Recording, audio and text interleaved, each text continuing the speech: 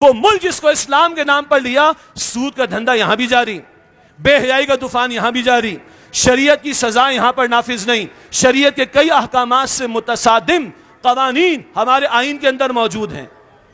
کیسے اللہ کی مدد آئے گی؟ اور اللہ فرماتا ہے سورہ آل عمران میں آیت نمبر 160 میں اِن يَنصُرْكُمُ اللَّهُ فَلَا غَالِبَ لَكُمْ، اگر اللہ تمہاری مدد فرمائے کوئی تم پر غالب نہیں آ سکتا۔ آج نہیں ہے نا مدد اللہ کی ہمارے شامل حال، کیوں؟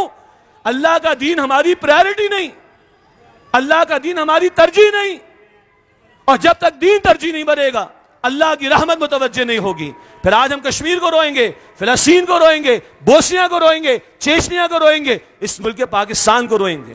میرے بھائیوں بزرگوں، میرے بھائیوں میرے ساتھیوں، اصل حل کیا ہے؟ وہ ہے نظام خلافت کا قیام، اور اس کے لیے ملک موزوں ترین ہے، فیزیبل ترین ہے پوری دنیا میں۔ یہ لیا گیا اسلام کے نام پر، یہ مانگا گیا اسلام کے نام پر، اور دیا اللہ تعالیٰ نے اسلام کے نام پر، اور اس کے بنانے والوں نے بھی کہہ دیا یہاں سے ہم جواب دیں گے اسرائیل کو۔ کب دیں گے؟ کب دیں گے؟ جب اللہ ہمارے ساتھ ہوگا، جب اللہ کی مدد ہمارے شامل حال ہوگی۔ تو اس نظام خلافت کو قائم کرنا، اللہ کے دین کو قائم کرنا، یہ اصل حل ہے۔ جب یہ کام ہوگا تو امت متحد ہوگی، اور امت میں کسی کونے میں اگر کوئی ظلم ہوگا تو کبھی رہا سا خلافت کا دور تھا۔ رہا سا کیوں کہہ رہا ہوں؟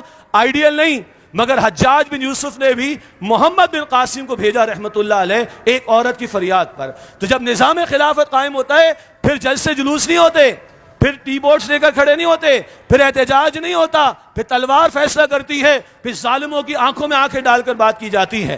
تب تک تو ہم مظلوم بنیں گے بھائی، تب تک تو ہمیں جھیلنا پڑے گا، تب تک تو یہ برداشت کرنا پڑے گا، یہ پھوڑے بڑھتے چلے جائیں گے جب تک کہ نظام خلافت کی طرف نہیں آئیں گے۔ اس کی طرف آئیں، اللہ کے دین کے ساتھ کمیٹڈ ہوں، اللہ کے دین کے ساتھ ہم مخلص ہوں، اللہ کے دین کو پرائرٹی نمبر 1 قرار دیں، تو انشاءاللہ آج اللہ تعالیٰ کی مدد ہمارے شامل حال ہوگی۔ اور پھر ہم پریس کلب پر کھڑے ہو کر مظاہرہ نہیں کریں گے،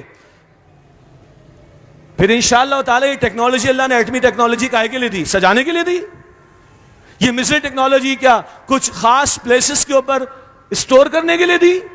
یہ لاکھوں کی فوج جو تربیت یافتہ ہے، جن کا موٹو کیا ہے؟ اللہ اکبر۔ ہمیں کبھی موقع ملتا ہے ان سے خطاب کرنے کا؟ جہاد فی سبیل اللہ، اللہ اکبر، ایمان، اتحاد، تنظیم تو قائد اعظم کے الفاظ ہیں۔ ہماری افواج کا موٹو کیا ہے؟ جہاد فی سبیل اللہ۔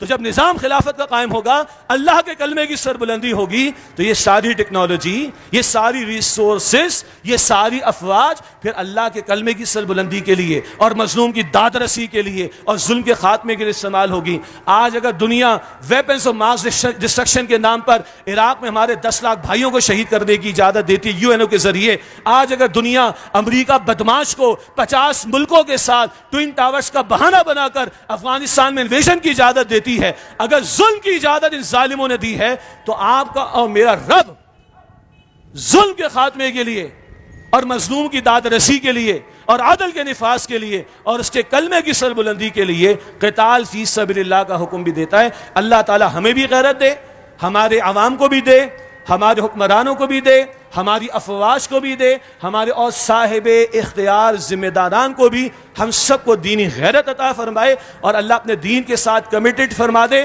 اور اللہ امت کا درد مجھے اور آپ کو ہم سب کو عطا فرمائے۔ آمین یا رب العالمین، وآخر دعوانا ان الحمدللہ رب العالمین۔